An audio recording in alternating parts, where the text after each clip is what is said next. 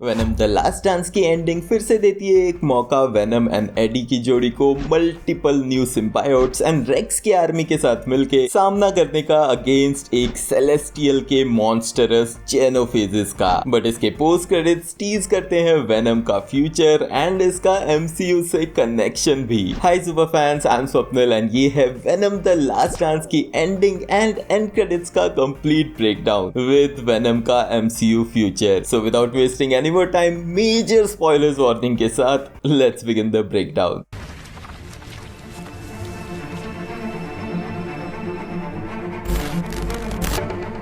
अब ये movie introduce करवाती है नल को बिग स्क्रीन पे फर्स्ट टाइम एंड वही लीड करता है इस स्टोरी को एंड तक, तो उस पे बात करना बनता है। नल को मार्वल कॉमिक्स में डिस्क्राइब किया गया है one of the most powerful super villains के रूप में। ये कैरेक्टर फर्स्ट टाइम इंट्रोड्यूस हुआ था 2018 में वेनम वॉल्यूम 4 इशू 3 में। ओरिजिनली नल एग्जिस्ट करता है यूनिवर्स के द एंडलेस वॉइड में, जब तक कि सेलेस्टियल्स ने आके उसे ऑफर की उसकी new position of king in black, जिसका काम था सेलेस्टियल के क्रिएशंस की देखभाल करना। लेकिन लाइट एनर्जी से एंग्री होके नल ने क्रिएट किया अपना ऑल ब्लैक द नेक्रो स्वॉर्ड, जिसकी एक झलक हमें इस मूवी में भी देखने मिलती है। एंड इसी स्वॉर्ड को यूज करके उसने एक सेलेस्टियल का सिर काट दिया, जिसके बाद सेलेस्टियल्स ने उसे बैनिश कर दिया उसी कटे सिर के साथ, जहां पे नल ने क्रिएट किए अपने सिम्बायोट्स। एंड यस, वही कटा हुआ हेड अब जाना जाता है नोवेयर के नाम से। लेकिन मूवी में इतना डिटेल में नहीं बताया गया, सिर्फ ये बताया गया है कि नल ने सिम्बायोट्स को क्रिएट किया जिन्होंने उसके खिलाफ बगावत की एंड उसे ट्रैप करके वो वहां से भाग निकले। लेकिन अब नल के पास एक प्लान है अपनी प्रिजन से बाहर निकलने का, दैट इज अगर उसे मिल जाए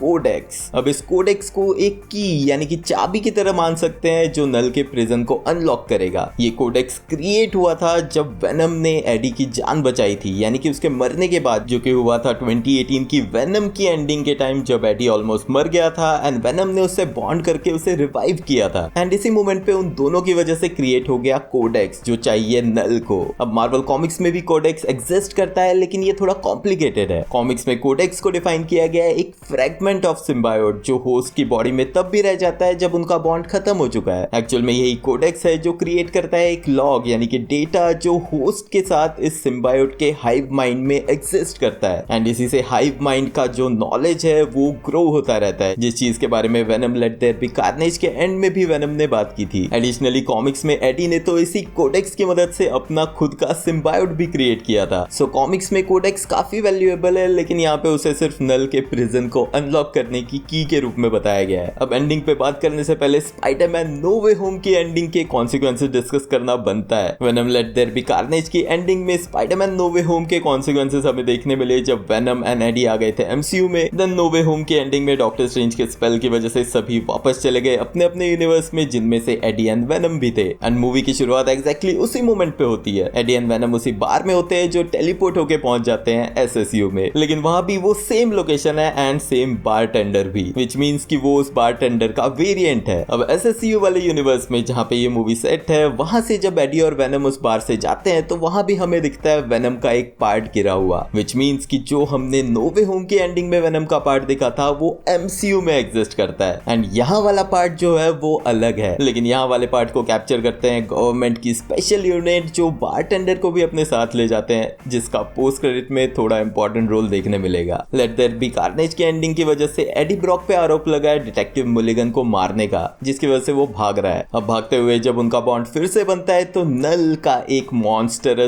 जेनोफेज अर्थ पे उसे ट्रैक करता है एंड उन पे अटैक करता है एक फ्लाइट के ऊपर। यस, लिटरली फ्लाइट के ऊपर। अब इस अटैक से बच के भागने के बाद वेनम रियलाइज करता है कि उन दोनों को सेपरेट रहना पड़ेगा, यानी कि वो बॉन्ड नहीं कर सकते, क्योंकि बॉन्ड करते ही कोडेक्स एक्टिव हो जाता है जो एक बीकन की तरह जेनोफेजेस को सिग्नल भेजता है। एंड इसी रीजन से हमें वो ऑसम हॉर्स वाला सीन देखने मिलता है। ऑल्सो डिटेक्टिव मुलिगन मरा नहीं है, वो कैप्चर्ड है एरिया 55 में। एरिया 51 को डिस्ट्रॉय करके एक न्यू बेस सेटअप किया जा रहा है एंड यहीं पे कैप्चर्ड है मल्टीपल सिम्बायोट्स भी। यहीं पर मुलिगन का symbiote Knull and Venom Venom की सारी गाथा सुनाता है वहां के साइंटिस्ट डॉक्टर पेन, उसके असिस्टेंट सैडी एंड गवर्नमेंट की स्पेशल यूनिट जिसका लीडर है रेक्स स्ट्रिकलैंड को। अब ये सभी कैरेक्टर्स कॉमिक्स में भी एग्जिस्ट करते हैं, लेकिन उन पे मैं बात करूंगा मूवी के कंप्लीट ब्रेकडाउन वाले वीडियो में। बट यहीं पे उन्हें पता चलता है कि नल को रोकने का इकलौता तरीका है वेनम या एडी, दोनों में से किसी एक की मौत, जिससे वो कोडेक्स डिस्ट्रॉय हो जाएगा। अब रेक्स की फोर्सेस एडी पे अटैक करती है एंड वो उनसे बच के भागता है। रास्ते में उसे मिलता है मार्टिन और उसकी फैमिली। यस, एक्टर रायस इफांसी इस कैरेक्टर को इस मूवी में प्ले कर रहे हैं, वही एक्टर जिन्होंने द अमेजिंग स्पाइडरमैन में कर्ट कॉनर्स यानी कि लिजर्ड का कैरेक्टर प्ले किया था। तो ट्रेलर में ये देखने के बाद लगा था कि कुछ लिंक दिखाया जाएगा मल्टीवर्स से, लेकिन ऐसा कुछ भी नहीं है। इनफैक्ट रेक्स को प्ले कर रहे एक्टर चिटविल इजियोफोर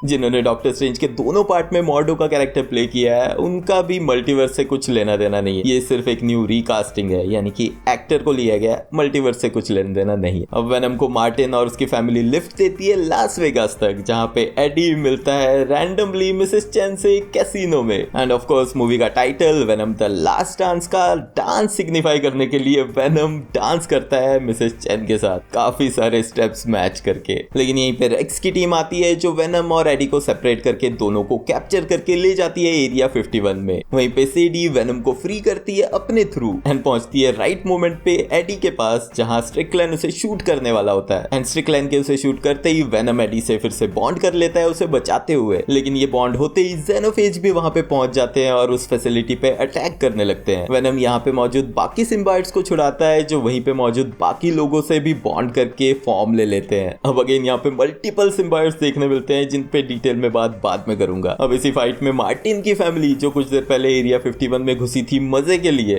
वो भी फंस जाती है एंड उन्हें मरने से बचाते हैं वेनम एंड एडी। यहीं पे ये जेनोफेज सिग्नल भेजता है नल को, जो कुछ और पोर्टल्स के थ्रू अर्थ पे भेजता है कुछ और जेनोफेजेस। अब रेक्स की आर्मी के साथ मिलके ये सिम्बायोट्स नल के जेनोफेजेस से फाइट करते हैं, लेकिन ऑलमोस्ट सारे सिम्बायोट्स मारे जाते हैं। एंड जब एडी फेटली इंजर्ड होता है तो वेनम रियलाइज करता है कि इस फाइट को खत्म करने का इकलौता रास्ता है उसका खुद का सैक्रिफाइस।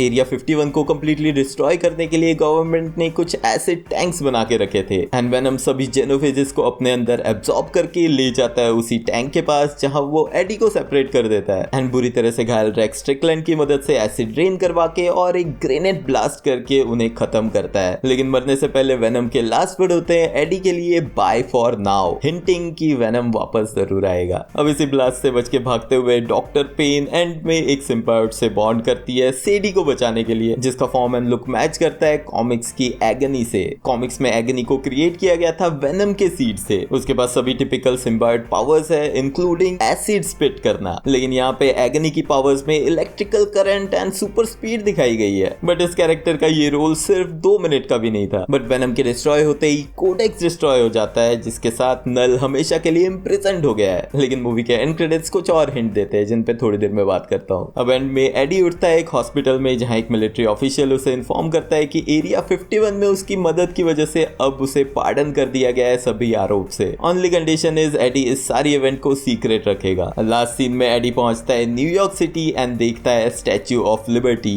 जो डाइंग विश थी वेनम की। एंड यहीं पे मूवी खत्म होती है। एडी का स्टैच्यू ऑफ लिबर्टी तक आना एंड उसे देखना एक डीपर मीनिंग रखता है। मूवी में थ्रू आउट वेनम कहता रहा कि उसे स्टैच्यू ऑफ लिबर्टी देखनी है। एक तो ये विश उसने वेनम के लिए पूरी की, लेकिन स्टैच्यू ऑफ लिबर्टी को सिंबल माना जाता है फ्रीडम एंड लिबर्टी का। वेनम जो throughout life Knull and Xenophages से भागता रहा है, उसके लिए इस सिंबल को देखना काफी इंपॉर्टेंट था। शायद इसे देख के उसे फील मिलती फ्रीडम की, बट वो तो नहीं देख पाया, लेकिन एडी ने उसके लिए ये ड्रीम अचीव किया। सो अब एडी ब्रोक के लिए नेक्स्ट क्या है? हम ऑलरेडी जानते हैं कि ये ट्रिलॉजी टॉम हार्डी के इस कैरेक्टर की एंडिंग है। ऑल्दो टॉम हार्डी ने ओपनली कहा है कि वो फ्यूचर में स्पाइडरमैन से फाइट करना चाहेंगे, यानी कि कोई भी क्रॉसओवर अगर पॉसिबल होता है तो उसके लिए वो इंटरेस्टेड होंगे। सो मेरे हिसाब से तो एंटायरली ये ट्रिलॉजी के बाद वेनम एंड टॉम हार्डी के एडी के एंडिंग नहीं है। लेकिन वहीं पे सोनी ने एगनी के रूप में जूनो टेम्पल के कैरेक्टर को भी सेट कर दिया है वेनम के रिप्लेसमेंट के रूप में। एंड उसके अलावा और भी बहुत सारे सिम्बायोट्स है जो फ्री है अब अर्थ पे रहते हुए। तो फ्यूचर में अगर सोनी चाहे तो नल के अगेंस्ट वो इन सिम्बायोट्स के आर्मी को फिर से इकट्ठा कर सकता है। बट यस, नल का क्या हुआ वो हमें पता चलता है मूवी के एंड क्रेडिट्स में। एंड क्रेडिट्स में नल हमें दिखता है उसी प्रिजन में, जहां उसे पता चल चुका है कि कोडेक्स डिस्ट्रॉय हो गया है एंड वो बाकी अभी ज़ेनोफेजिस से गुस्से में ये कहता है। बेसिकली एज ऑफ अल्ट्रॉन के एंड में थैनोस का वो डायलॉग जहां वो गुस्से में कहता है जो चीज उसके आदमी नहीं कर पाए अब वो खुद करेगा, वैसा ही कुछ सोनी ने यहाँ सेट करने की कोशिश की है। वेनम द लास्ट डांस के डायरेक्टर ने पास्ट में भी ये कहा है कि इस मूवी से नल को इंट्रोड्यूस किया जा रहा है थैनोस की तरह एक बिगर थ्रेट के रूप में, तो इंस्टेंटली उसे न मारा जाएगा न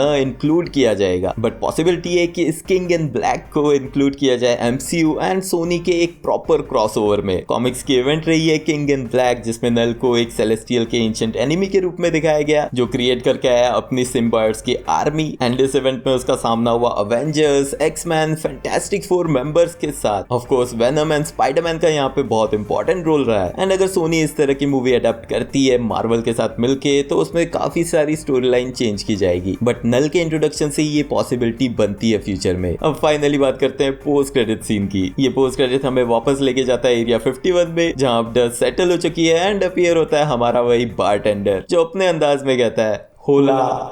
अब उसके वहां से निकल के जाते टाइम कैमरा पैन इन होता है एक कॉकरोच के ऊपर। डॉक्टर पेन ने मूवी की स्टार्टिंग में कहा था कि एरिया 51 में जब डिस्ट्रक्शन होगा तो सिर्फ कॉकरोचेस ही बचेंगे, तो ये उस डायलॉग का पेबैक था। लेकिन ये कॉकरोच जिस चीज के बाजू में है वो है एक वायल जिसमें से एक सिम्बायोट निकल चुका है। अब इस वायल से हमें कुछ स्पार्क दिखते हैं सजेस्टिंग कि ये डॉक्टर पेन वाली वायल होगी जिससे वो बनी थी एगनी, बट क्योंकि इस बारटेंडर को भी दिखाया गया हो सकता है ये बाहर से पकड़े गए वेनम सिम्बायोट का पार्ट हो, बट जो भी सिम्बायोट था वो अब फ्री हो चुका है, and even though Venom died he still lives on. Of course movie में बहुत सारे Easter eggs and hidden details है जिनका ब्रेकडाउन करने में टाइम लगेगा, तो तब तक चैनल को सब्सक्राइब कर लेना। कमेंट्स में मुझे जरूर बताना कि आपको ये मूवी कैसी लगी, एंड अगर वीडियो एंड तक देख रहे हो तो लाइक भी कर देना क्योंकि वो बिल्कुल फ्री है। मिलते हैं नेक्स्ट वीडियो में।